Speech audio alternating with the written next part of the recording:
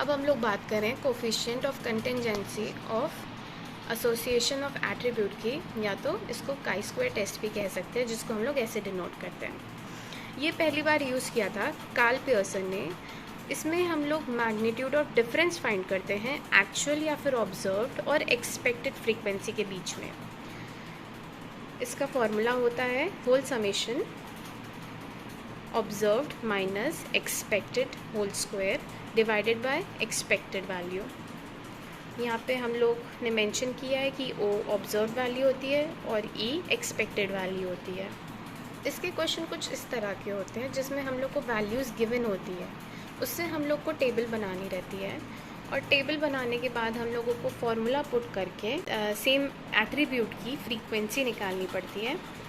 उसके बाद हम लोग को एक और टेबल बनाना होगा जो हमारा होगा एक्सपेक्टेड। ये हमारा ऑब्जर्व टेबल है जो क्वेश्चन से हम लोगों ने बनाया, क्वेश्चन से देख के।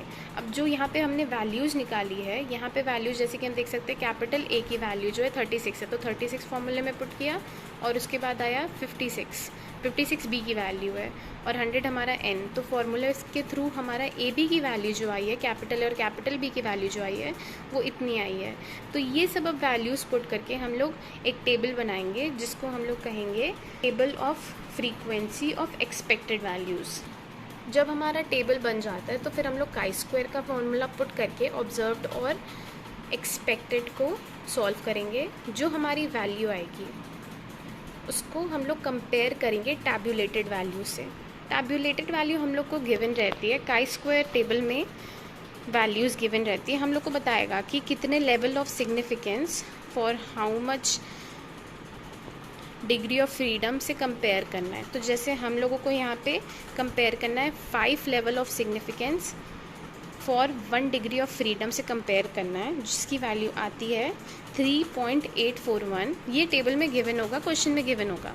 अगर हम लोगों की जो वैल्यू आई है वो अगर छोटी है टैब्यूलेटेड वैल्यू से, तो हम लोग जो नल हाइपोथेसिस लिखा है, जो हम लोग क्वेश्चन से देखकर, क्वेश्चन में जो पूछा है उससे देखकर हम लोगों ने जो हाइपोथेसिस लिखा है तो वो फुलफिल हो जाती है। अगर कैलकुलेटेड वैल्यू ग्रेटर है टैब्यूलेटेड वैल्यू से तो नल हाइपोथेसिस रिजेक्ट हो जाता है। हमारा लास्ट मेथड है एसोसिएशन ऑफ एट्रीब्यूट का, कोफिशिएंट ऑफ कोलिग्नेशन, जिसका एक फॉर्मूला गिवन है। अगर हम लोगों को यूल्स कोफिशिएंट भी फाइंड करना है, तो अगर हम लोग के पास ये वैल्यू गिवन होगी तो हम लोग यूल्स कोफिशिएंट भी फाइंड आउट कर सकते हैं।